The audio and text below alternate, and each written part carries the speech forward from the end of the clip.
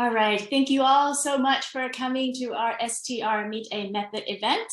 Our task force leader, Heather Battery, will kick off our session, and we'll go straight into our wonderful discussions on formal models. Heather? Thank you very much, Gwen. So I just want to start this event off by recognizing the fantastic volunteers who not only organize events like this one, but also share their time and experience with STR members. I know our members get a lot out of these sessions because I hear from them afterward. So this is the second in the series that we're doing on Meet a Method over this academic year. And we will be posting this on our YouTube channel so that people who can't be here in person are able to watch this and benefit from this after the fact. But so I want to specifically thank Gwen for organizing this. I want to thank John for also, he'll ultimately be moderator, so he's going to talk and be moderator on this event. Who are so Arkadiy, Phebo, looking at names here, Mike, Felipe, and Martin. Thank you very much for your time on this. I really appreciate your time. I know our members do as well. So I don't want to take up a lot of time, but please go ahead, either John or Gwen, and start this event off. Thank you very much. Okay, while we still wait for people to trickle in, I do have 70 as the number of registered participants. And for an event like this with a special focus, it is really amazing to have this many participants. So I encourage you to ask your questions, post your comments on the chat, and I will be moderating the chat. So we will have John Chen do the welcome and introduction, and then I'll do a quick capture of the people who are participating with a video. So I will be giving you a visual cue in just a moment. All right, go right ahead, John. Welcome, and thank you for attending this virtual meeting. I appreciate all the interest. So who are we? We are Arkadiy, Phebo, and myself will be presenting, and Felipe, Martin, and Mike will be our discussants. So give a big hand to all these folks for giving up their precious time to share their thoughts today. So I want to lead off with this question of what does a modeling paper look like? And I do want to start by saying that you may be called to do a modeling paper. You might also, in addition, even if you aren't right there and ready to do a modeling paper, you might be called on to review a modeling paper. So I just want to start by saying that there's kind of a lot of angles where you can come at this, and I hope you learn something from this. So here's kind of a structure of a traditional empirical paper that I'm sure all of us are very familiar with, right? There's a motivation, a research question, what's the gap, theory, and a set of hypotheses associated with that. And then the empirics, whether it's archival data, as many of us do, or perhaps a survey. And within this kind of paradigm, I think it's very strongly our kind of notion that the motivation and theory are really where the contribution lies. And empirics, and I don't want to be too dismissive here, because I think there are wonderful empiricists who have these sort of contributions, but there's sort of the notion that for a lot of papers, it's almost like you can take a class and just run data, and it's generally thought of to be less of a contribution, right? And so that's kind of the structure of a traditional empirical paper. What I've experienced, both in reviewing papers and just sort of general sort of ways of thinking about it, is that we're so strongly embedded in this traditional empirical paper paradigm that we just port it over to modeling papers. And you say, okay, there's the motivation theory, and then empirics, quote unquote, which is testing a theory using the model. And no, that isn't really, I think, the right way to think of it. So in my mind, this is kind of the structure of a simulation model paper, or a mathematical model paper for that matter.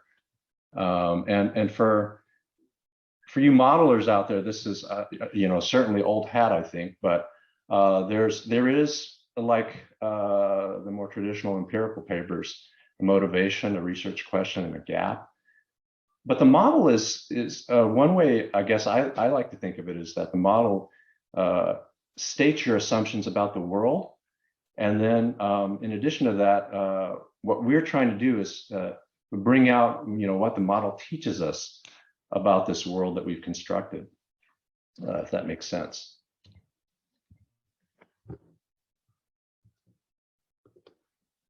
And so both of these are contributions, right? And what I thought I'd do now is just quickly run through some examples of that. And what better examples than from our distinguished discussants. I'll do one for each. The three presenters will have our own papers, so that'll sort of complete the picture, right? So here's a paper that some of you may be familiar with. Mike Lenox wrote this paper a while back, and the motivating question here is there's this gap. There's an industry has sort of inherently a potential for interdependency among activities. And what's the link between that and the distribution of profits across an industry? And he and his collaborators use this NK model, right? A model of complexity. And they do it in this a nice way where you have interdependencies to determine a cost or quality value. They overlay a competitive model, either Cournot or a utility model. And what's novel is that this their model combines these things, right? And one of their key contributions is that this potential for interdependency matters to the distribution of industry profits. And I think the effects are not so obvious. There's a curvilinear shape, inverse U. And for the sake of time, I'll just sort of say this inverse U is not obvious. And there's some intuition that you can sort of look at on the slides for why this is true. But I want to draw your attention to the broader notion that the assumptions, in other words, the model, is this sandbox in which you can develop rich theory, right? And that's kind of the high level kind of insight that, honestly, before I started doing models myself, I didn't really get that, right? Okay, so let's see so next I want to draw your attention to Martin's fairly recent paper with Gwen Lee, who's also here. And their motivating question is, how might the structure of interdependencies shape the innovativeness of firms in an ecosystem, right? And one thing that they addressed that I think was a little bit less addressed in prior work is that it jointly considers both upstream and downstream firms, right? And they have a similar model of complexity, although they have landscapes that can be attached across each other through the C part of the model. So there's a structure of interdependencies, and what's unique is this flow of interdependence to distinguish upstream and downstream firms. And so here's a quick sketch of that. Pictorially, there are two firms in each stage here, going from upstream to downstream. A component is made by a particular firm. And one of the keys is that downstream firms can mix and match and choose between the outputs of the firms in the prior stages, right? And so one of the key contributions is that the structure of this ecosystem matters to the effectiveness of firm-level innovative processes, right? And this interdependence has a different effect depending on whether you're talking about within the components or across different components, right? And that's one of the cool features of their model, their cool findings, right? Just as with the prior paper that Mike Lenox did with his co-authors, you can think of this model as a sandbox for developing rich theory. Okay, so last but certainly not least, we come to Felipe's paper, where the motivating question is, does organizational structure affect its ability to explore versus exploit? And the model, I really appreciate this. It's so parsimonious. It's just, you have an underlying true quality of the opportunity or the design, and there's a distribution that is what the agent perceives, right? And so bringing it to an organization, it could be either a polyarchy, meaning it's kind of like an OR function where if either agent accepts the project, it goes through, or it could be a hierarchy where they both have to accept it. And through this simple structure, you can look at sort of the efficacy of different types of organizations depending on the extent to which they're hierarchical or have a polyarchy, and exactly how they're arranged in that fashion, right? And the key takeaway is that red shape, right? It's this concave shape. So there are sort of good trade-offs between exploring and exploiting, or in a slightly different sense, commission and omission errors, because part of exploring is how costly these errors are. That determines what the balance between the two. So there's a desirable, efficient frontier of organizational forms, and I want to highlight here that this formalism is immensely valuable because, at least to sort of my naive eyes, I can't see very easily how you would anticipate this result, right? So some food for thought as we proceed. How do you come up with these questions that the model can answer? Or maybe is it that we should take a garbage can approach, if you will? You have a model and there are problems that it can solve. Does there have to be a contribution within the model itself? And you might think of other questions as well that perhaps these thoughts have prompted. Okay, so this is our agenda for today. We are going to have first Arkadiy presenting, and the discussant will be Felipe. And we're just going to do these in that order, right? So Arkadiy presents, Felipe discusses, then I will present, and Michael will discuss for me. And then finally, Phebo will present, and Martin will discuss. So let's go right ahead. Arkadiy, whenever you're ready. Yeah, thank you. I'm ready. I will start sharing the screen now. Okay, I'll stop sharing.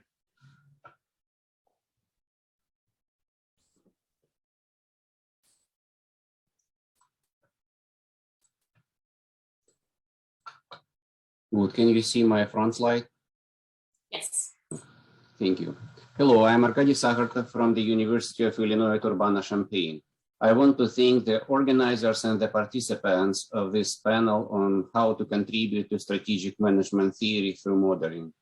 I am presenting a study titled Corporate Diversification and Risk, Portfolio Effects and Resource Redeployability. Does corporate diversification reduce corporate risk? A prevalent response to this question is yes.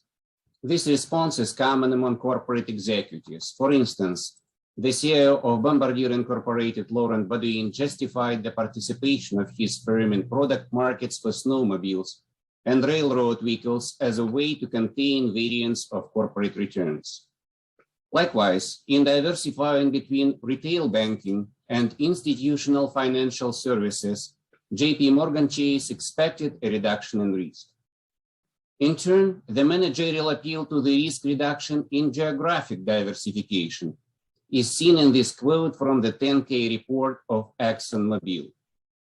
Another example of managers' belief that geographic diversification cuts risk is taken from the report of Santander Bank. Is this belief supported empirically? For product market diversification, a few exploratory studies have indeed found the negative relationship between such diversification and risk. However, even more studies also diagnosed the lack of a statistically significant negative relationship, or even reported a statistically significant positive relationship. For geographic diversification, many empirical studies have detected a negative relationship between such diversification and risk. Meanwhile, multiple other studies that sought to support this relationship could not confirm it empirically. So what is a theoretical basis for us to expect that corporate diversification reduces risk? By analogy with risk pooling effects offered by the portfolio theory to describe how stock investors cut risk of portfolios by pooling various stocks, researchers expected that firms diversifying across product or geographic markets can also cut risk. Meanwhile, some researchers also noted that corporate diversification has its unique features. Thus, unlike stock investors, firms aim for economies of scope, including intertemporal economies, also known as resource redeployability. Multiple empirical studies speculated that firms reduce risk when withdrawing their resources from an underperforming market and redeploying them to a better performing market, especially when these markets are closely related to each other, thus having low redeployment cost, and when they have negatively correlated returns. If that informal prediction were indeed true, it would not change the affirmative response to my motivating question. However, that informal prediction underestimated the complexity of redeployability in at least two ways. First, the use of redeployability is highly contingent on time and on the realization of uncertain returns. Second, the use of redeployment is path-dependent, and there are multitudes of paths through which market returns can evolve. I use a formal model to work through these two analytical complications, and I invite you to read my paper to follow the model structure. So I will now show the three groups of results from the model. Let's first make sure that the model does not disturb the well-established risk pooling effect that is shared by portfolio and corporate diversification. The variation of color in this figure illustrates the efficacy of risk pooling, the difference in risk between the undiversified firm and the diversified firm. In both cases, redeployability is absent. The first pattern here is that the plot does not contain negative value for the response variable. In line with the portfolio theory, the firm that diversifies across markets with less than perfectly correlated returns manages to reduce risk. The second pattern here is that the figure alters its tone from red at the bottom to dark blue at the top. As was known from the portfolio theory, more positive correlation raises the tendency for returns to be in phase, thus diminishing the efficacy of the risk pooling towards the top margin in this figure.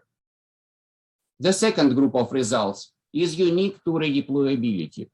Here, the variation of color shows the difference in risk between the diversified firm with redeployability and the diversified firm without redeployability. The key pattern is that the response variable never gets negative. Thus, in contrast to informal predictions, redeployability cannot reduce risk. The second fact is that the plot changes color from red at the left margin to dark blue at the right margin, thus revealing that risk added by redeployability declines in the redeployment cost or increases in relatedness. Accordingly, contrary to previous speculations, relatedly diversified firms cannot have a better risk reduction capacity than unrelatedly diversified firms. The third pattern here is that the figure changes color from red at the bottom to dark blue at the top, thus indicating that risk added by redeployability declines in return correlation. Notice that this negative effect of correlation on risk with redeployability counters the positive effect of correlation with the portfolio effect that was diagnosed in the previous figure. So how the two effects, countervailing each other, merge into the ultimate effect of corporate diversification is considered next. This figure displays the eventual difference in risk between the diversified firm with redeployability and the undiversified firm. The dashed dot line separates the area where corporate diversification, just like portfolio diversification, reduces risk from the area where corporate diversification adds extra risk. The vast area to the left of that line shows ample scenarios where corporate diversification increases risk well above the level in the undiversified firm, while the strongest enhancement occurs with the weakly positive correlation. This risk enhancement is actually robustly present with any correlation when the redeployment cost is low to moderate or when relatedness is moderate to strong. So let's circle back to the motivating question. Does corporate diversification across product or geographic markets reduce risk, as was expected by managers and by researchers? We now know the correct answer is not yes. Rather, it depends on the configuration of the determinants of resource redeployability, the key distinctive feature of corporate diversification. The popular analogy of corporate diversification to portfolio diversification has turned out to be tenuous, specifically because it often disregarded this distinctive feature. Meanwhile, even those few informal studies that alluded to redeployability did not get the answer right. The use of redeployability can only increase risk. Accordingly, related diversification and diversification across markets with negatively correlated returns that both promote redeployability often increase corporate risk instead of reducing it. The formal model derives the true relationship between corporate diversification and risk that was unavailable in previously informal predictions, and that can now be used in empirical research on corporate diversification, and also, importantly, by corporate managers. The news is that corporate diversification often raises risk well above the level in the comparable undiversified firm, if the firm's markets are closely or at least moderately related to each other. Thank you. I will now pass it to Felipe for the discussions. Thank you. So thank you, Arkadiy. That was a that's a very interesting paper. So I will switch now to my slides, and I will use my slides as my background. So to see this full screen, I think you have to switch to speaker view. Okay. So let me get started. So when I was asked to do this, I said, hey, this is very challenging. It is, yeah. Because I have to review an excellent paper. Yeah, this is a paper that, as I understand, it's very close to acceptance. The paper is very relevant.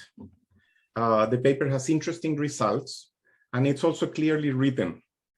And also it's written by an author who has thought for many years about the subject and has written many papers about it. Yeah, so challenging. So how can I add value with this presentation? And then I thought, well, what I could do is I could show you how I could think if I had received this paper as an editor, how I could have thought about the model. Some of my comments may be wrong, yeah, but what I will tell you is what would be my reaction from reading the paper carefully. And I will base this using a paper I published last year on models. Yeah, so this is a paper that owes a lot to a conference that Wang organized, where I present a first version of this, what are the benefits of using models, how to write a model. So I will be drawing ideas, particularly a framework I have there about how to evaluate models.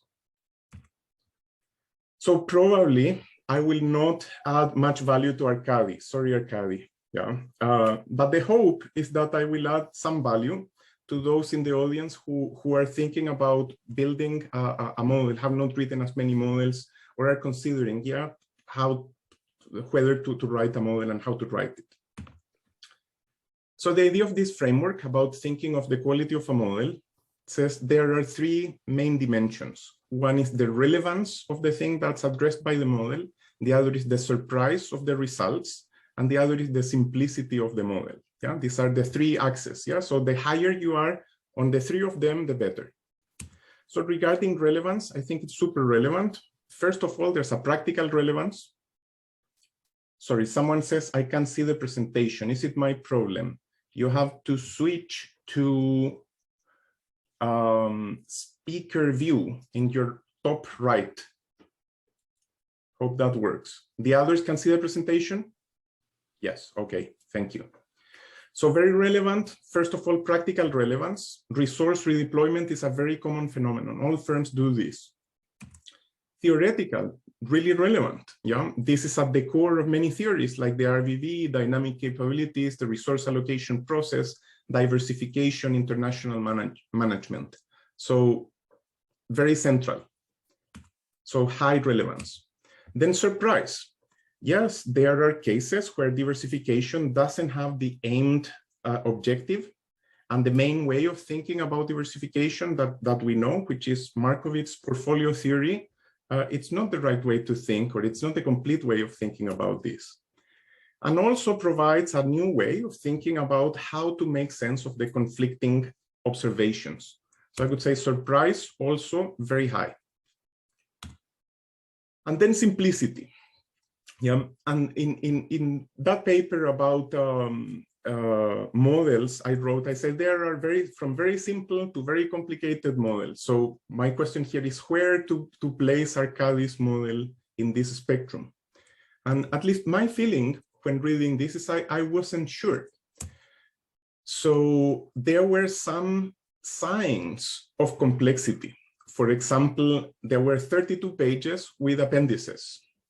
There was a 17-step explanation of the simulation that used 2.5 pages. And there were 16 footnotes. Yeah? So are all those necessary? Is this necessary complexity or it's unnecessary complexity? I am not completely sure, and I would have said that in my letter. An important thing is that the key mechanism to understand what's going on, it's only explained in an appendix. Yeah, so how this allocation is computed, it's using dynamic programming, an equation called Bellman equation. The way to solve this is looking at a binomial tree, and that is never explained in the paper. The only hint that M is endogenous is a little sentence there, but it's not clear where M, the main decision that managers are making, is coming from. So I don't have a clear understanding from reading the body of the paper about how the managers in the model think. So what's the problem of all this complexity is that it becomes very hard. There's a lot of friction in communicating ideas, and then papers end up getting fewer readers. And I think a good idea like this one should have many readers. And a practical reason is also that a complex problem, a complex model can be attacked from two flanks. You will have reviewers telling you, as in all models, hey, why don't you add this, this, this, and that? Asking you to make it more complex. But there will be other reviewers that will be telling you, hey, simplify the model. So there will be many requests. And I think that that's what explains the 32 pages of appendices, yeah? That there were these two types of requests from the reviewers. So I was thinking, what could be a simpler model, or what could be like the baseline that I could have asked for in the letter? And then I would like to have an explanation for why not this baseline and why we need the more complicated model that I trust that we need, but it's not clear in the paper why. So for me, the baseline is that there's a company that doesn't do redeployment. It's diversified. Let's say it has 2 subsidiaries, 1 and 2, and the return R, big R of this firm is a weighted average between the returns of the 2 subsidiaries. And this is how diversified is the firm. If D is 0, all the returns come from the first subsidiary. If D is 0.5, comes 50% from each one of the subsidiaries. And these returns are random variables that have some correlation. That's a key parameter in the paper, how correlated are the 2 markets. And then there's the return of the corporation with redeployment. And what's happening here, it's again a weighted average between the 2 subsidiaries, but now you redeploy, you remove some resources from one company and you send them to the other. And that has a cost, yeah? So how much you moved times C, which is the cost of that redeployment, of unit of redeployment. And then I think the question of the paper is to analyze the ratio of the risk of the 2 alternatives. So you can compute, I computed in fact the standard deviation of the second equation over the standard deviation of the first equation. And then you look when that is above 100% and when it's below 100% as a function of the parameters. And yeah, there are cases where both things happen. So my guess is that the review process would have been easier if the paper had started with this simple, very simple model and explained why this simple model is not enough to really understand the problem. Other ideas about simplification, it's just the presentation now, it's not the model, but sometimes using variable names can make better variable names can make a big difference. For example, there was this one, took me a while to understand what it meant. Then I realized it's the allocation of firm I at time just before time 0, but there are just 2 firms, so this could be just one diversification parameter. Letters that resemble the word, so R for return, small r for return of smaller things, C for cost. It allows us to use our mind to understand the real problem rather than to get stuck with the model. Other simplifying things have a glossary with terms, picture of the process, the binomial tree, maybe a diagram explaining the simulation rather than the 17 points, and maybe a table summarizing the results, which are the things that the future generations will want to test. So why so much stress on simplicity? Because simplicity is super important. Because the main benefit of a model is these things. The title of that paper, it's an old sentence in Latin, certum quod factum. It means we only are certain about the things that we can build ourselves. And a model, we want to rebuild it. Yeah, when we read a model, we want to be sure that we can rebuild all the results. So if I cannot reproduce the model easily, I don't get this main benefit from the model. Other thoughts, I think there's a big potential here for Arkadiy trying to establish this as a canonical model to think about interactions over time. That's a very important type of interaction. And there are interactions at the same time. And for that, the canonical model is the end-case model. Arkadiy's model could be the canonical way of thinking of interactions over time. I had some questions about assumptions, but running out of time, I will share this with Arkadiy. Yeah, but a key thing for me here is this behaviorally plausible? Our real managers can do this very complicated process. And here, the opportunity I see is to compare his results to a simple heuristic of reallocation. Then in conclusion, I think there's a lot to like about this paper. It's very relevant, very surprising, clearly written, and I really learned a lot from reading it. I could have loved the paper even more if I was sure that it's the simplest possible model and if I could have been able to easily replicate the results. Yeah, but overall, I am very happy to have read this paper and I encourage all of you to do the same. Thank you. Thank you very much, Felipe. This is very helpful. You have made a very comprehensive discussion. I appreciate it. I will rewatch and write down all comments. I hope that this video will be available then, right? Thank you, Arkadiy. Thank you. Very good paper.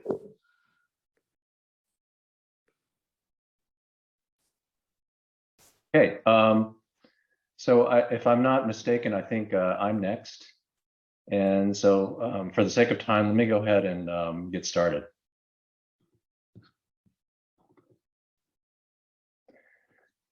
So I'm going to be presenting a paper entitled Pivot Rules for Overconfident Entrepreneurs. And it's work with my co-authors, Dan Elfenbein, Hart Posen, and Mingzu Wang. You know, I just want to thank them for, you know, working with me quite a while now. So let me give you an overview. Can everyone hear me okay? Yes. So our model is a learning model of entrepreneurial entry and exit. And one of the nice features is that it's able to incorporate bias. And here in this paper, we're examining sequential experimentation, right? So we're examining the notion that a firm can test a slew of ideas prior to entry, and it pivots across these different ideas and in an experimental fashion, right? So if you're familiar with a lean startup, you might already be seeing the connection to that paradigm and the build, measure, and learn cycle that you know we teach students when we incorporate that in the classroom. Our focus is on this idea of what we call a program of experimentation. And that really just consists of the number of experiments and a threshold for switching between one idea and another, okay?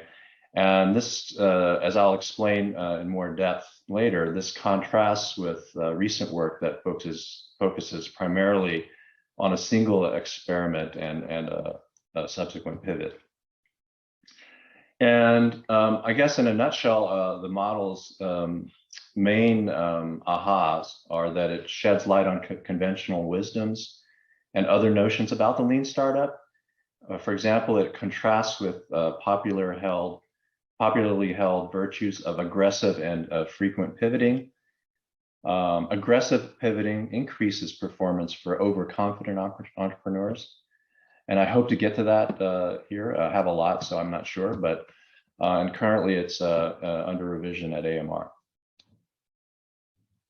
Okay, so if we look at the history of this idea of entrepreneurship, there's been a popular sort of idea of staying the course. Here's a guy who's, maybe I can play a little bit of this clip. You know, I'm skipping through just for the sake of time.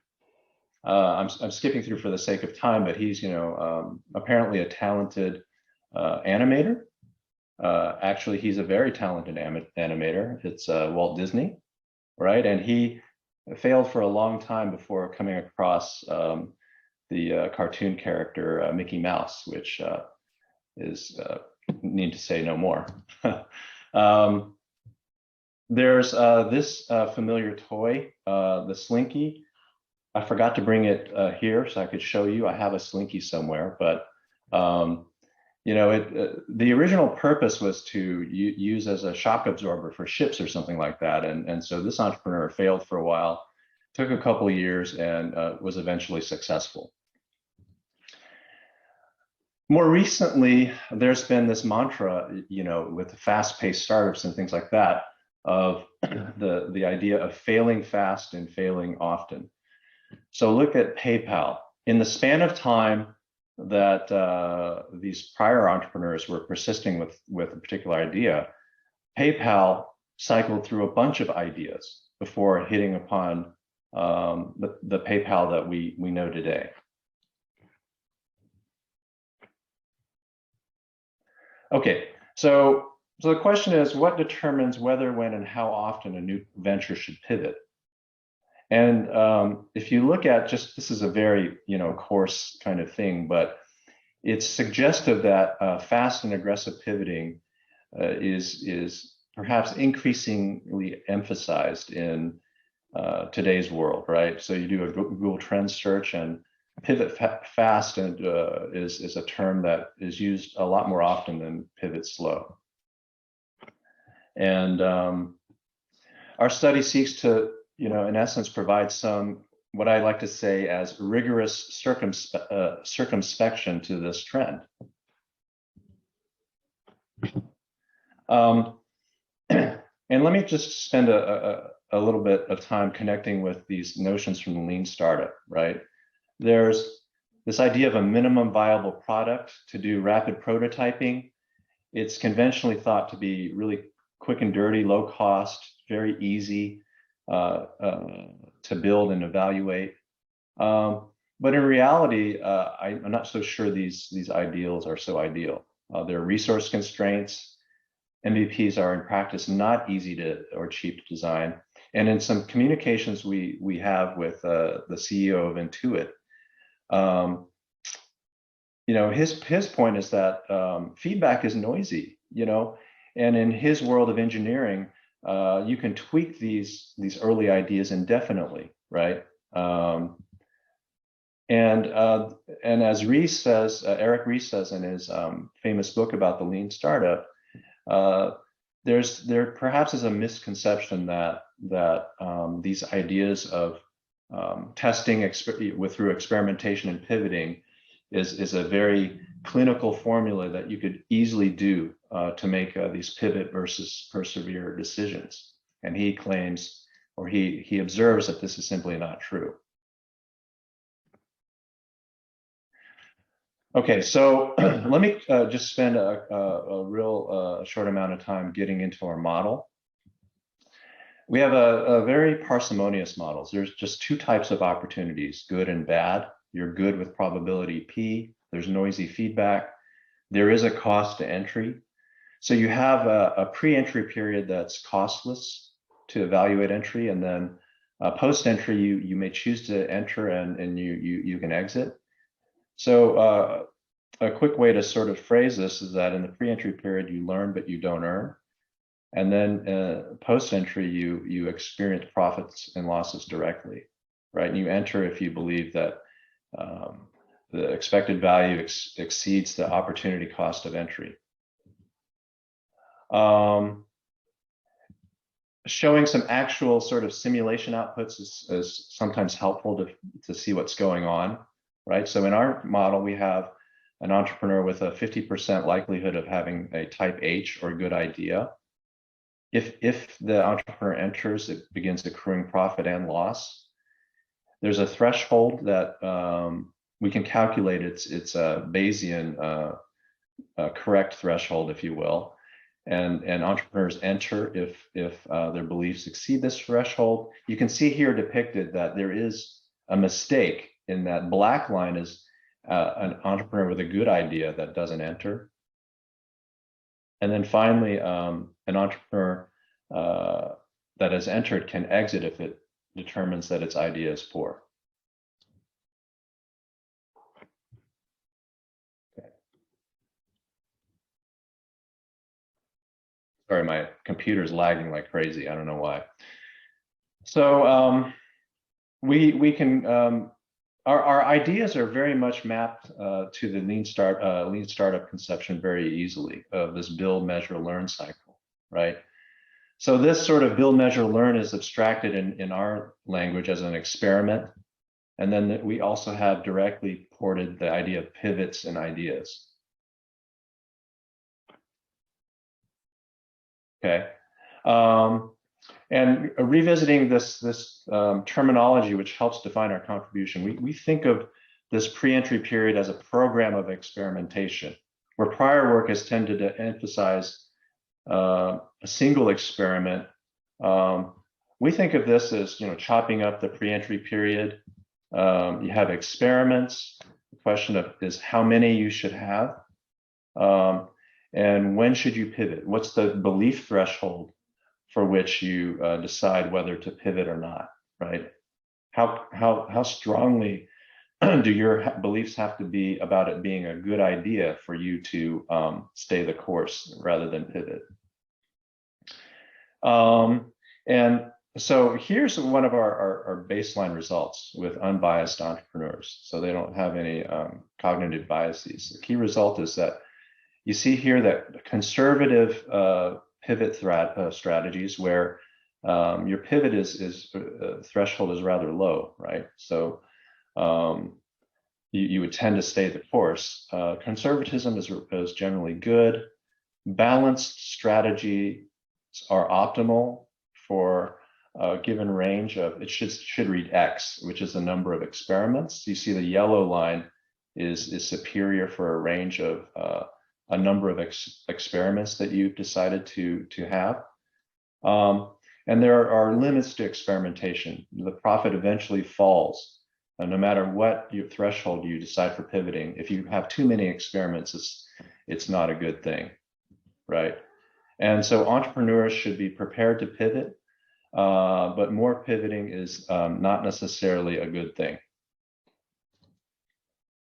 And why is this so? Why is this balanced pivot strategy or a moderate number of experiments good? What's the intuition? The underlying mechanism is what we call this experimentation pivot trade-off, right? So on the one hand, you can do as many experiments as you want, but in doing so, you have to balance that against the amount of information you can gather on each experiment to reduce sort of uncertainty about that particular idea underlying the experiment. Okay, so and I think for the sake of time, I'll just close with this result.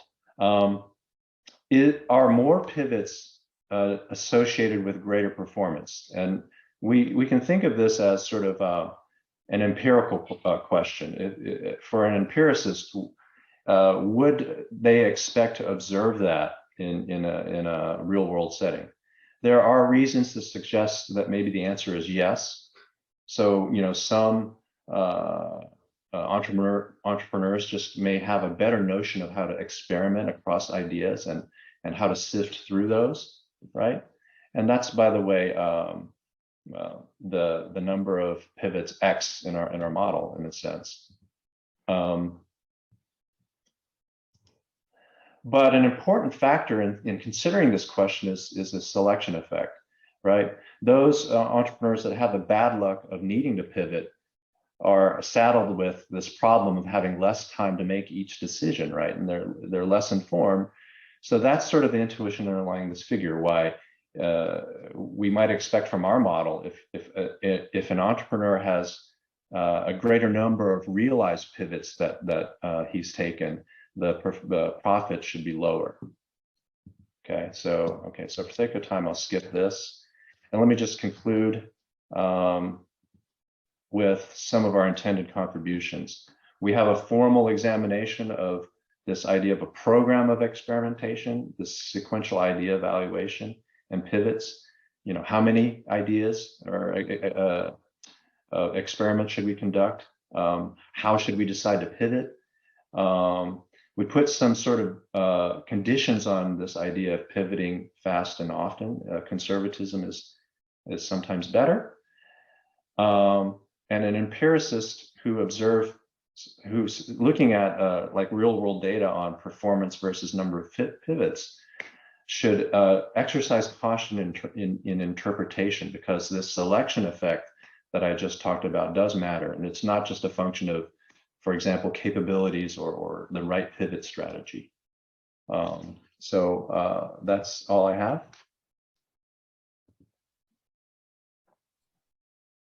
All right, John, is it for me now to take the wheel?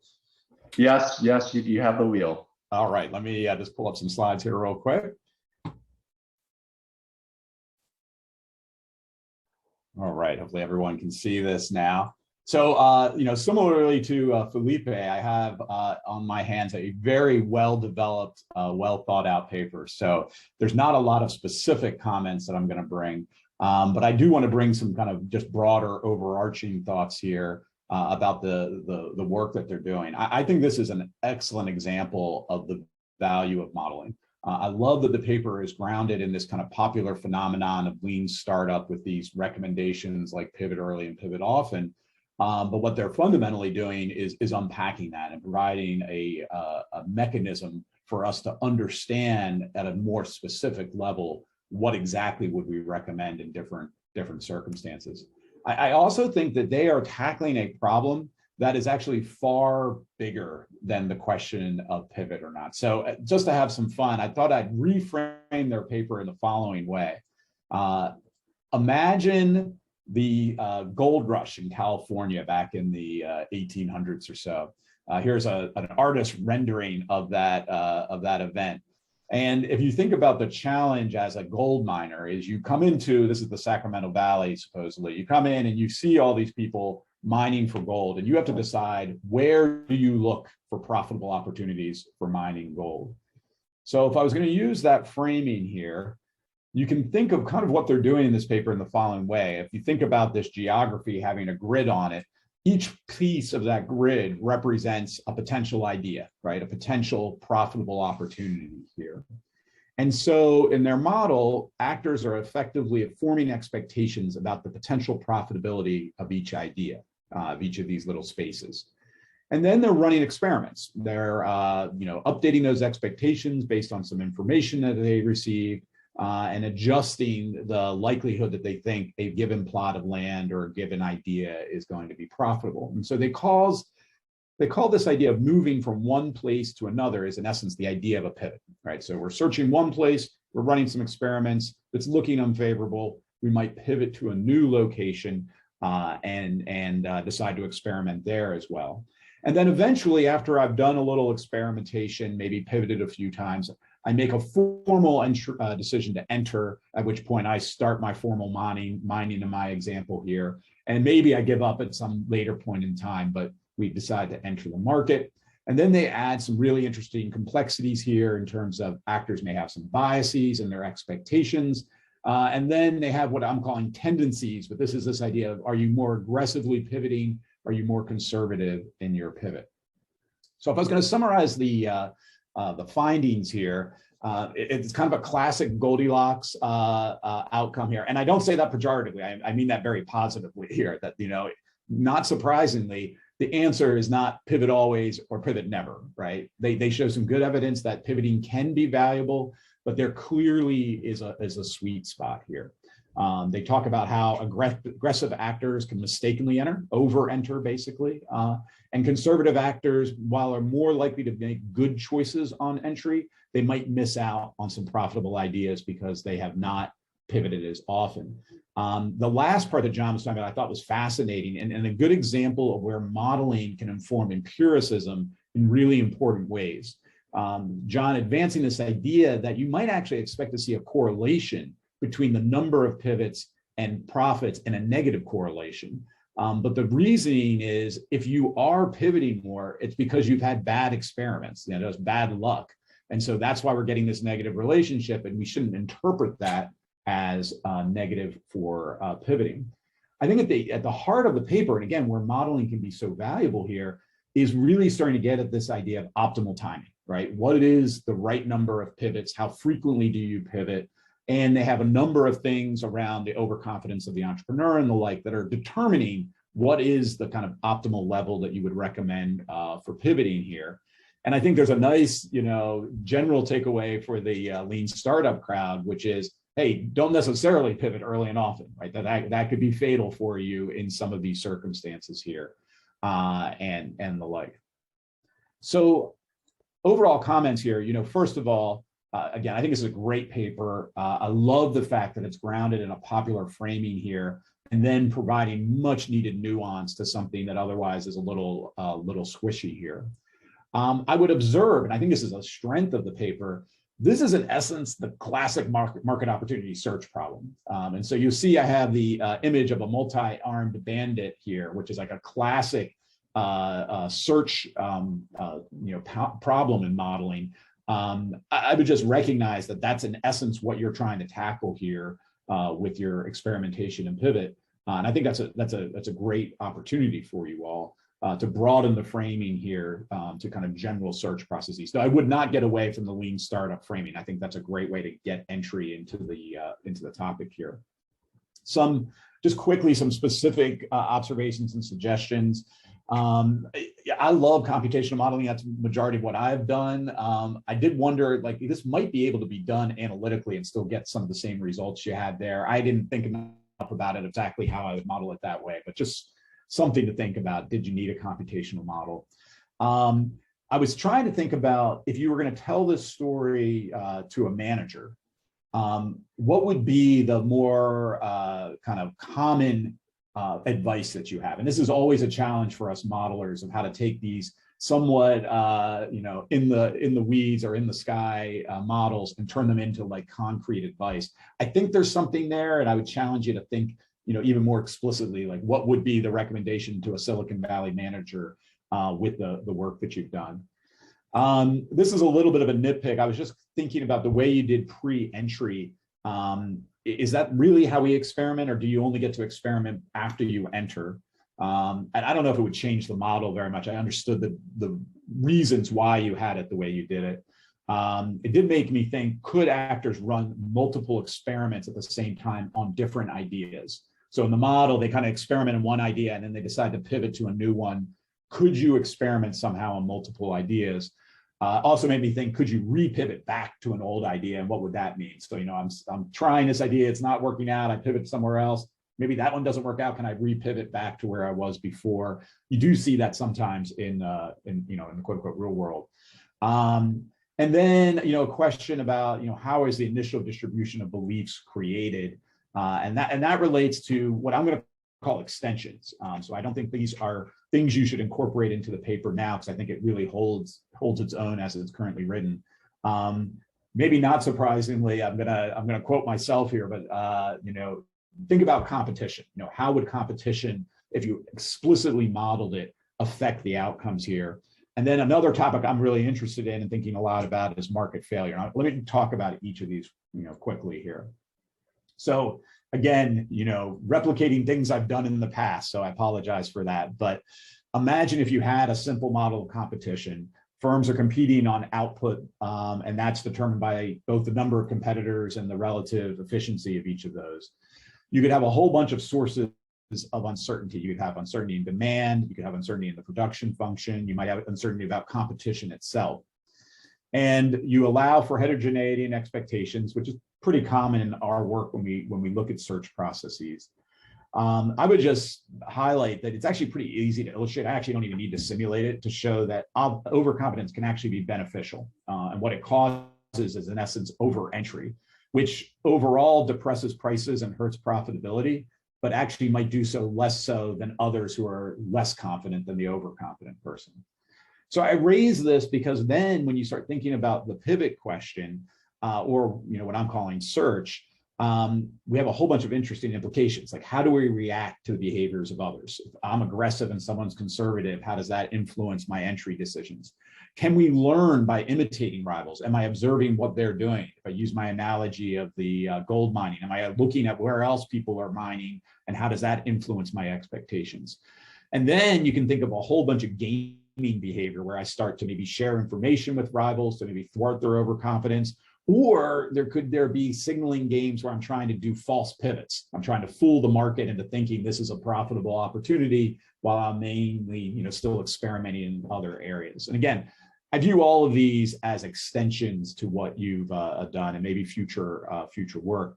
I do think there's some real world analogies here to how venture capitalists and ventures like in Silicon Valley sometimes behave as they're pursuing new opportunities. You think about something like Uber and ride sharing. They weren't alone. There were hundreds of others pursuing that opportunity. And I can imagine some of this gaming was taking place as they tried to figure out if this made sense. All right, and then the last one I'm going to leave you with is something I've been thinking a lot about. So gratuitous promotion of my own work. I just had a recent book come out called The Decarbonization Imperative, where we're looking at climate change. And at the heart of what we're arguing is that the traditional way of framing environmental issues around negative externalities is a limiting frame of reference. And it often is based on an idea of Pareto optimality, whereas choices to improve the environment necessarily reduce the profitability of the firm. And what it ignores, of course, is what I think is at the heart of John and his co-authors' work, which is the idea of search again. And if we think about innovation and search, you get a very different perspective when we think about a challenge like climate change and our need for new clean technologies.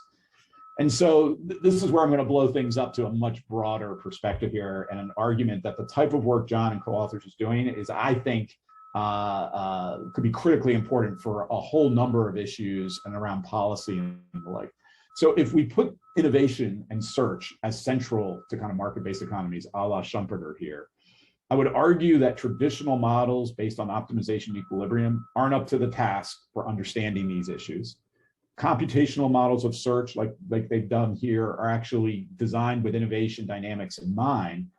And I would argue this is not some special topic for a few of us to write papers in management science on. This actually should be core to our understanding of how some of these markets function.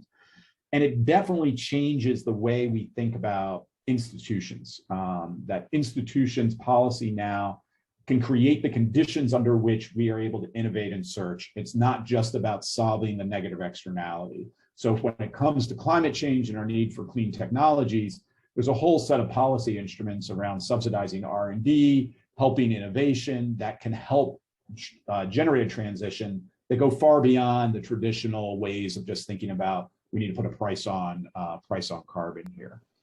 And I would just observe that this is an old, 100-year-old debate here between economics and others.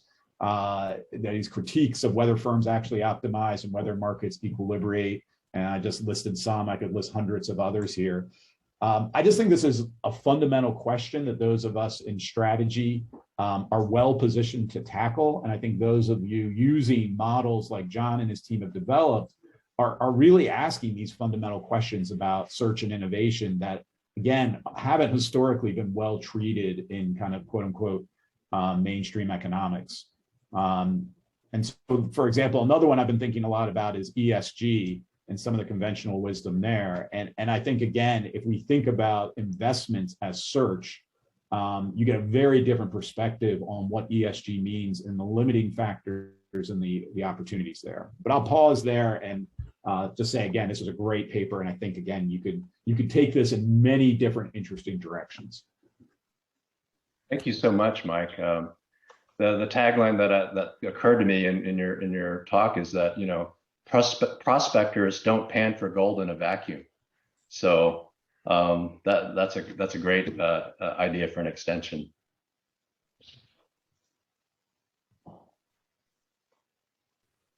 All right, so Phebo, take it away. Great. Can you see my screen? Yes. And hear me? Perfect. Great. Thank you. Actually, Mike, without knowing it, probably you've given me the perfect segue into this paper. You'll see in a second why. So this is a bit of a different paper from the previous one. So first of all, this is a bit earlier stage. I have not submitted it yet. This is just the first write-up of the paper. Secondly, this is a bit of a different use, I think, of formal modeling. So there's not a traditional formal model at the heart of this paper, but I use formal reasoning to revisit some of the foundations of strategy, actually very much to the debate of things that maybe classical economics is not able to tackle so well. And I hope to offer something new here. And it is particularly regarding the concept of rents.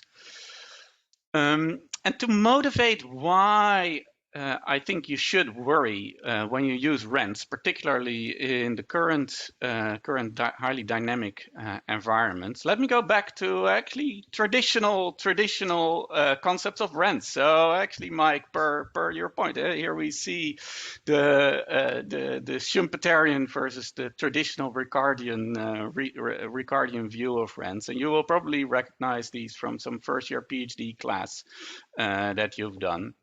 So very briefly, the there's Ricardian and monopoly. Ricardian and monopoly rents, I think, is strategy we often think of as quite similar. And by the way, Rich Macadok, which I think was here earlier in the audience, has a fantastic paper on this. But these we think of as driven by resources that are either intrinsically scarce, such as highly productive lands, or scarce for legal reasons, such as patented drugs, which in principle can give you an indefinite stream of rents. Contrasting that with Schumpeterian rents, the debate, Mike, which you alluded to, which are often think of innovative rents, so temporary innovation-driven disequilibrium rents. And these first two type of rents also play a very important role in the original RBV, where the idea of sustained competitive advantage comes from. This is sustained because you have access to some intrinsically scarce and heterogeneous resource. And the final rent concept, which I want to highlight, is quasi-rents, which also comes in many different terms, but where you take into account also, and this is in neoclassical economics, the standard, where you take into account the opportunity cost of a resource's next best use. So, for instance, an oil pipeline will typically generate very high quasi-rents because once the pipeline is laid down, the cost is sunk in there, and there's very little other use probably for such a pipeline. So it's also very clear why we care so much about rents in strategy. Well, first of all, this is an economic definition of performance, and we really care about firm performance, of course, which is independent of accounting conventions. And second, there's a very clear link here with the resource-based view. To get rents, you need resources, and we can study what are the type of the resources. I think one issue, though, with these a key issue with these concepts of rents, that they're more or less defined in environments which I would call semi-static. So what do I mean with that? So these are environments where industry boundaries are well defined and stable, remaining in or at least close to competitive equilibrium. So yes, you can have Schumpeterian rents, but it is associated with a discrete event, like a new event, which are somewhat rare. And in these circumstances, you can talk about rents and resources very well. But what about in highly dynamic environments where industry boundaries are much less clear, competitive equilibrium might not be reached, and there's many changes very often occurring? And then you run into real issues in how to actually define rents, to make sense of these definitions.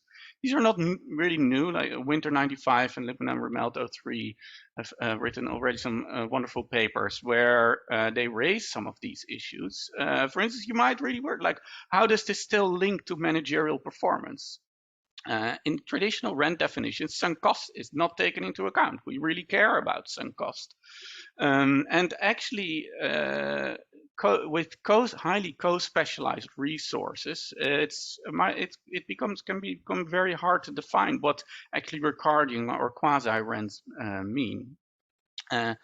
Second, in many environments, this might not really link to strategic reality, especially when you remain far from competitive equilibrium. So as an example, I would like to think of Amazon, which plays in many markets, which continuously redefine. How would you even start to think about what are the opportunity costs of Amazon's data warehouses? What is the next best use of this? Should you think of the next best use in terms of redeploying it from its online retail business into cloud computing? Should you think of this in redeployment into completely different business, or should you think about like what is the opportunity cost in sense of selling the PC separately? It's not so clear.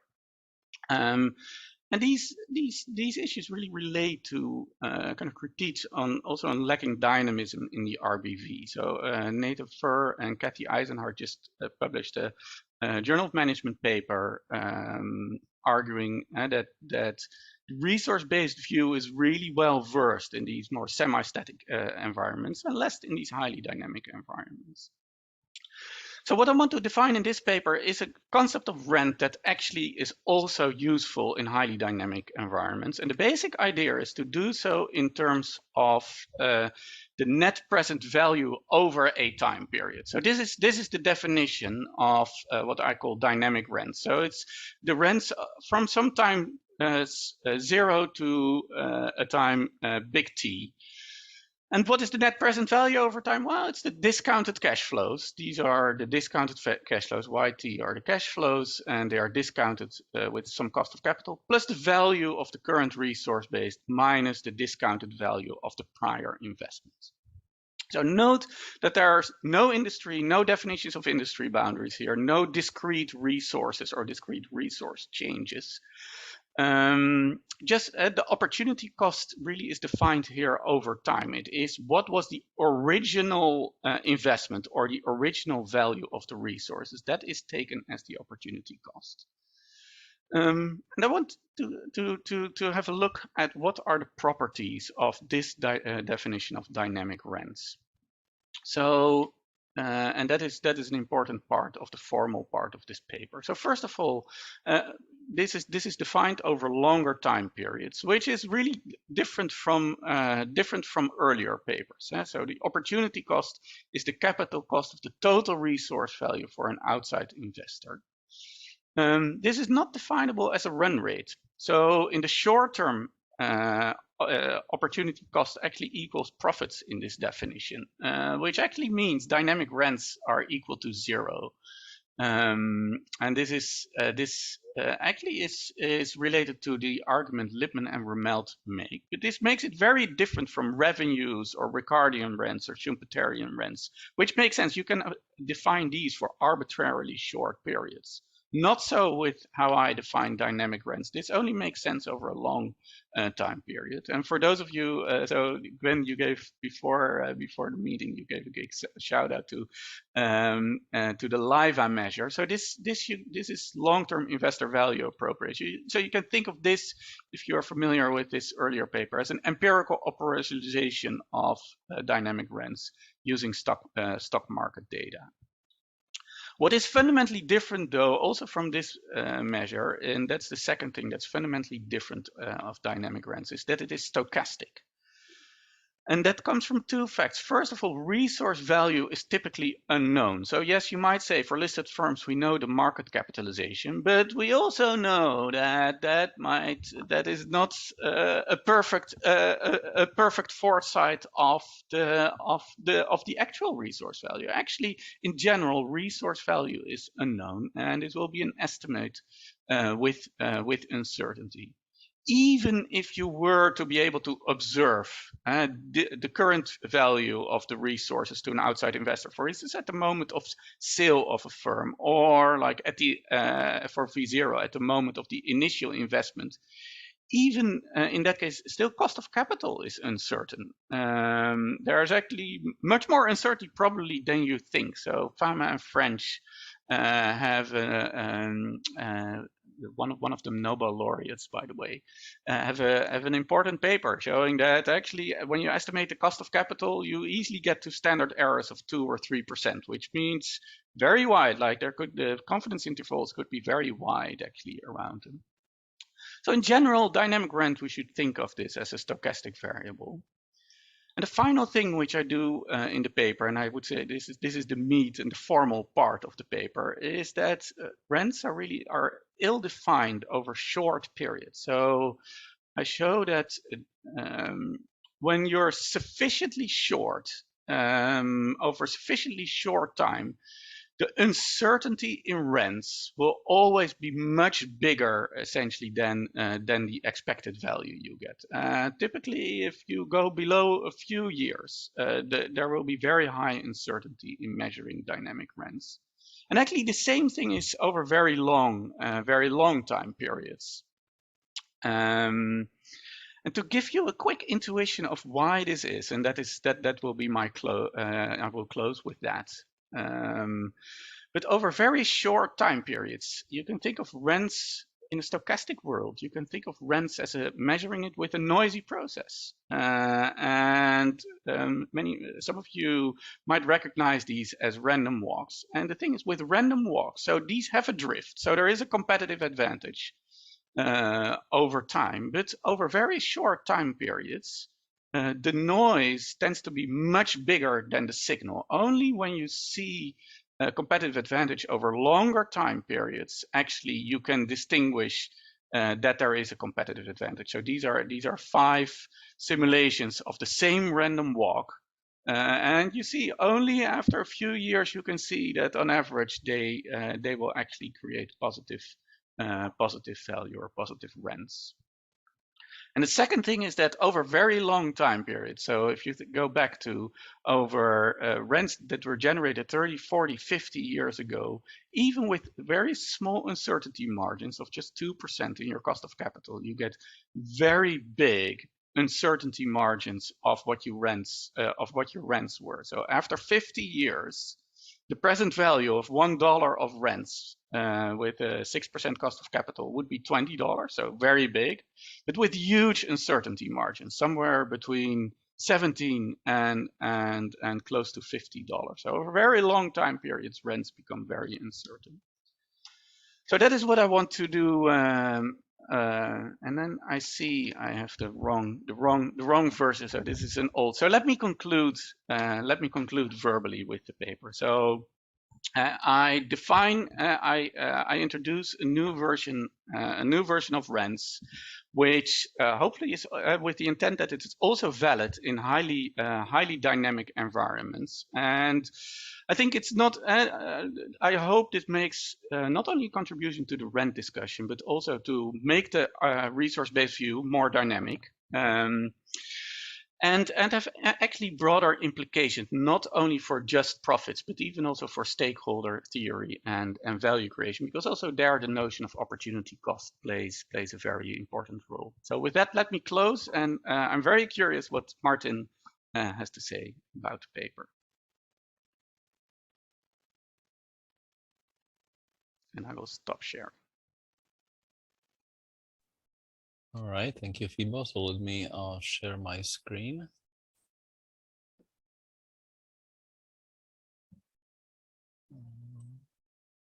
Can you guys see that? Yeah, it's working.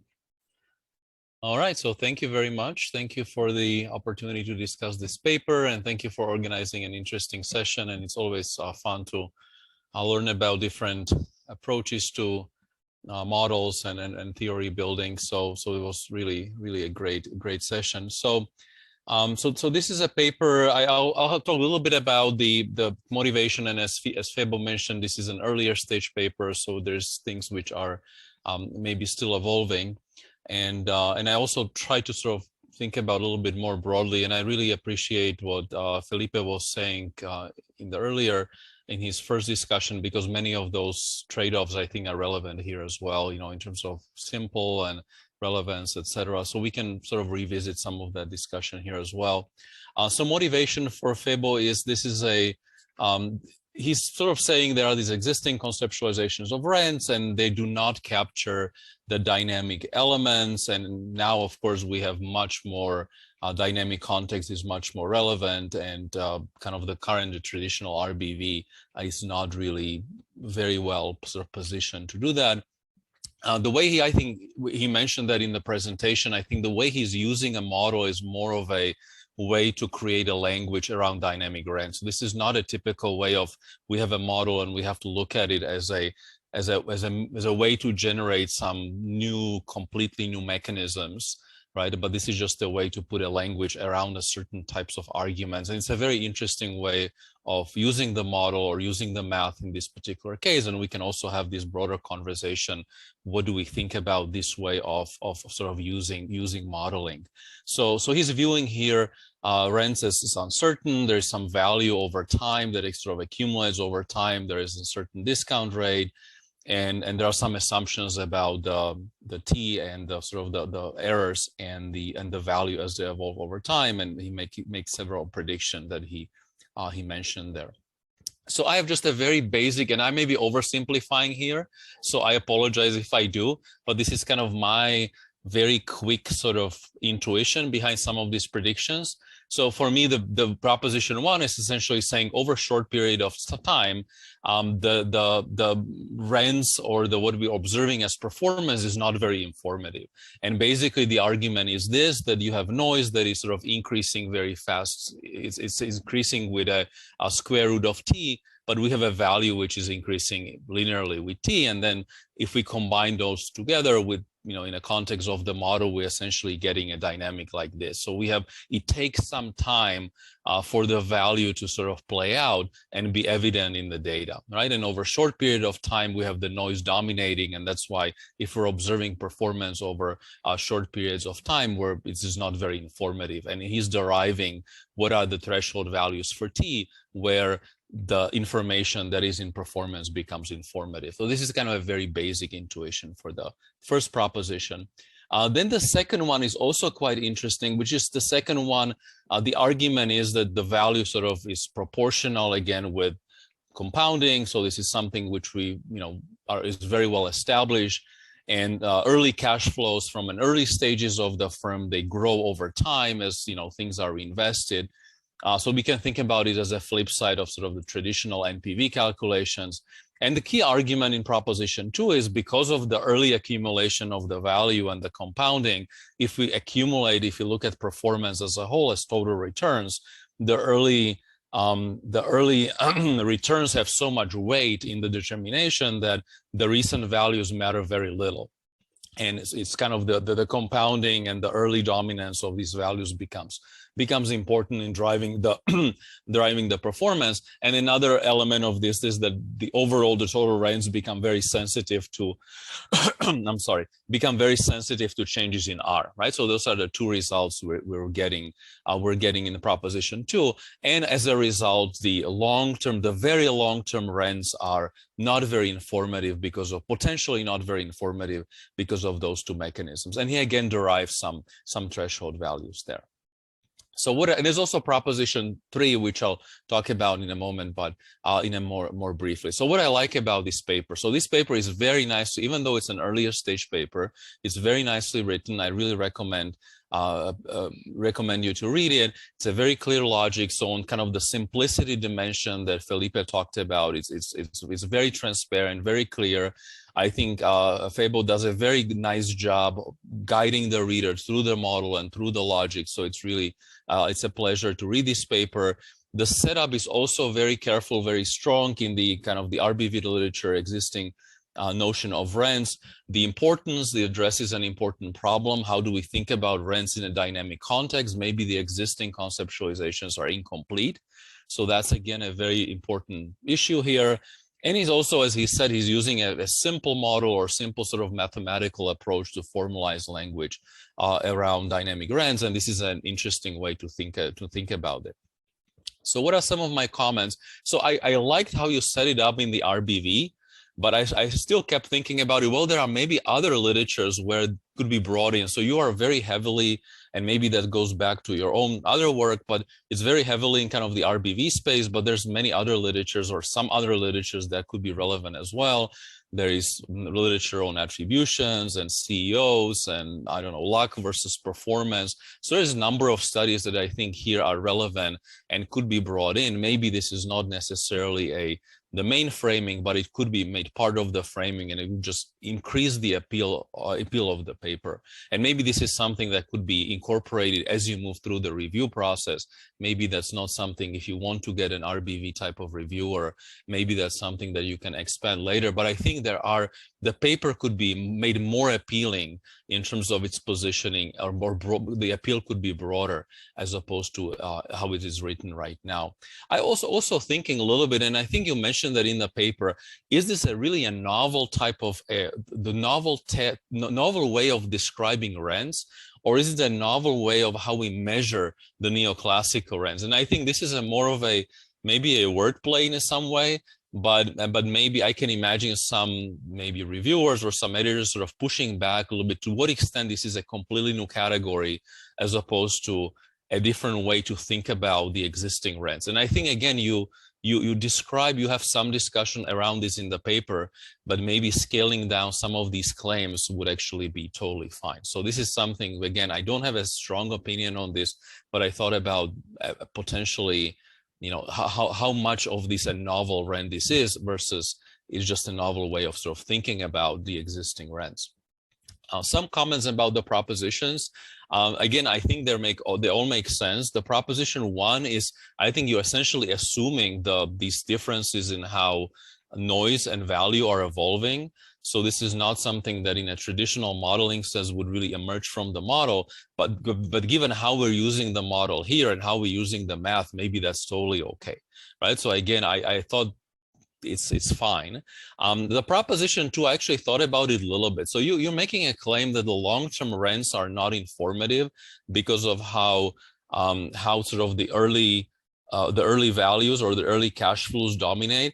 But I was thinking, you know, and again, is this really an information problem? Because ex post, everything is known. So the rents are known, and also the values are known. So of course, you know, if you're forward looking, those things are just estimates and they're noisy, but backward looking, they're not.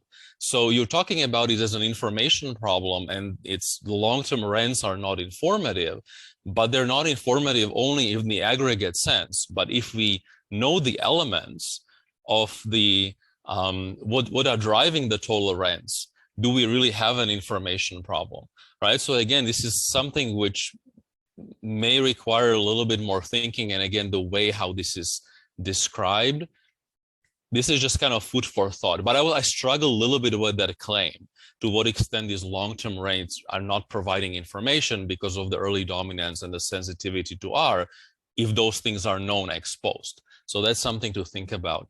I think the proposition three is also interesting, but I thought about it more as a starting point. So the argument there is some conditional on information. So it's all about information and conditional on knowing information and early values. One can determine the long-term rents. I think that feels a little bit like it needs more. Like this is making an interesting claim. You're generalizing the prior two propositions, but it seems like that needs you're opening up a new discussion, and it seems like it needs sort of more fleshing out. Some additional. So again, this is an earlier paper, so it's different compared to those other two. So improving justification, how different pieces fit together would help. I was also thinking, well, what are some other long-term determinants of how much informative the rents are? So one can think about other mechanisms over long-term. Maybe there's some large shocks, maybe there's some correlated errors happening. So things which are excluded from the model, they can be thought as potential extensions and some other ways of how to extend the model. I was also thinking, this is kind of going back to Felipe's point, that there are always going to be reviewers and editors who will want you to complexify. So I obviously had some of those ideas here as well. And, you know, one way to complexify is to have a more of a model in which you have both reinvestments and payouts to the investor. So there's both, and then you can imagine that they depend on some primitives of the model, right? And that would probably create a more richer dynamics over time that could again talk about, and which you can talk about how informative different performance flows are. So yeah, overall, it's a great paper. Really enjoy discussing it, and yeah, I wish best luck. So thank you very much. And I'll stop sharing. That's all from me. All right, thank you so much for the discussants and a wonderful job helping us move the frontier and also helping the next generation scholars. I see young faces on these displays, so hopefully we are providing a service. This is one of the key missions of STR. In the interest of time, we would like to take questions over the chat. If we do not have enough time to address them today, I will pass these chat questions over to the speakers, the discussants, whoever you would like to have them to be sent to. Any comments, questions that you may have? So in the interest of time, I would encourage everyone to reach out to the authors or the discussants if they have questions. I think this was a great session, so thank you very much. The authors did a great job, and the discussants really did a fantastic job. And I think everyone can understand uses of formal modeling simulations in strategic management research, which was part of the point of this. So thank you very much for your time.